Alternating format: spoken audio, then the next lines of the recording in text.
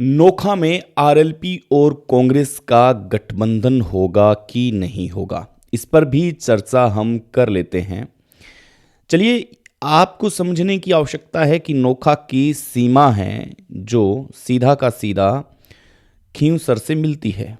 और आप देखेंगे तो हनुमान बेनीवाल का इलाका है वो वहाँ पर शुरू हो जाता है। अब ये देखेंगे कि नागौर में क्या चल रहा है, खींवसर की धरती पे क्या चल रहा है। नोखा में जाट वोटर्स एक जाजम पर बैठे, वो देखें कि हमारी जो रणनीति है वो रणनीति कहीं ना कहीं ये विफल ना हो जाए। अभी एक आवास पर मीटिंग भी थी, तो उस आवास में ये भी पता लगाया गया। नमस्कार, आपका स्वागत है। आज हम फिर बात कर लेते हैं एक आरएलपी के बढ़ते हुए कदम की, आरएलपी के उस नेतृत्व की कि नोखा के अंदर क्या समीकरण ऐसे बैठ रहे हैं, क्योंकि खींवसर की जो जनता है वो जनता सीधा अटैच्ड है नोखा के अंदर। अभी एक नोखा की एक बहुचर्चित जो मीटिंग थी, उस मीटिंग के अंदर यही फैसला लिया गया कि आप आरएलपी के साथ गठबंधन कर लें, कांग्रेस और आरएलपी एक साथ आ जाएं तो नोखा को हम फतेह कर सकते हैं। और इसीलिए जो पंचायती राज चुनाव में जो भारतीय जनता पार्टी को जो फायदा मिलने वाला है वो अब कहीं ना कहीं हम इस कदर रोक सकते हैं। आप समझने का प्रयास करें कि नोखा के अंदर आरएलपी का प्रभाव तो है। अब खींवसर की बॉर्डर्स की जो बात करें, जो नोखा को छूता है, जाहिर तौर पर सीधा साफ तौर पर नजर आ रहा है कि वो सीधा का सीधा फायदा जो है वो किसको मिल रहा है, आरएलपी को यहां मिलेगा। अब कांग्रेस ये चाहती है कि आरएलपी के साथ गठबंधन कर लिया जाए। ऐसी स्थितियां कोलायत के अंदर अनुमान लगाया जा रहा था, लेकिन कोलायत के अंदर ऐसी स्थितियां कांग्रेस के साथ आरएलपी गठबंधन करती है कि नहीं करती, इसके मायने साफ नहीं है, क्योंकि क्षेत्रीय समस्याएं हैं वो काफ़ी अधिक है। लेकिन नोखा के अंदर ऐसी समस्याएं अभी आपको देखने को नहीं मिलेगी। अगर जो खींवसर की बॉर्डर पर जो लोग हैं वो आरएलपी से प्रभावित हैं, आप खींवसर की सड़कें देख लीजिए, चहुमुखी विकास देख लीजिए, आहा क्या बात है, ज़बरदस्त विकास। खींवसर की जनता के लिए एक तो बात कहनी पड़ेगी कि अगर आपको जीरो पॉइंट में भी अगर कोई सड़क चाहिए तो वो आपको पक्की सड़क का निर्माण मिलेगा, डामरीकरण मिलेगा। वहाँ पे ऐसी कोई सड़क नहीं मिलेगी जहाँ पर आपको गड्ढा मिले, जहाँ पर वो सड़क कमज़ोर हो।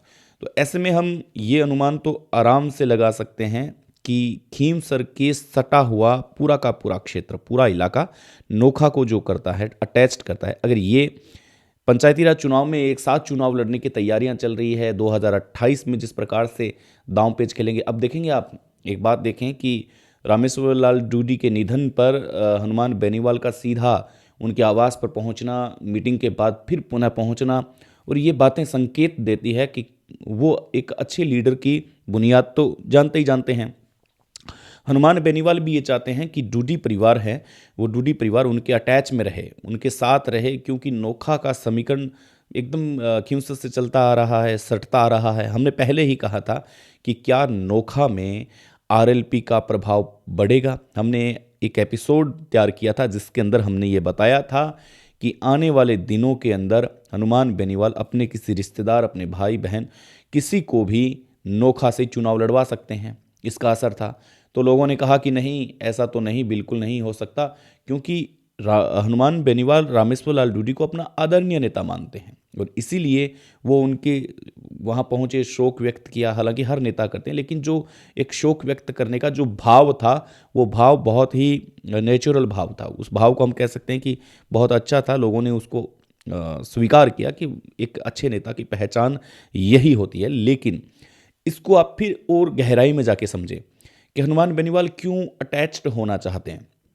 हनुमान बेनीवाल धीरे धीरे बीकानेर की ओर प्रोग्रेस कर रहे हैं, बीकानेर की ओर बढ़ रहे हैं। स्थापना दिवस बीकानेर मनाना, लोगों ने ये भी सवाल खड़े किए कि रामेश्वर लाल डूडी के निधन के इतने समय पश्चात ही हनुमान बेनीवाल ने स्थापना दिवस के लिए बीकानेर को ही क्यों चुना? क्या वो डिले नहीं कर सकते थे, या फिर स्थापना दिवस गंगानगर, हनुमानगढ़, चूरू, सुजानगढ़, बाड़मेर इधर नहीं मना सकते थे?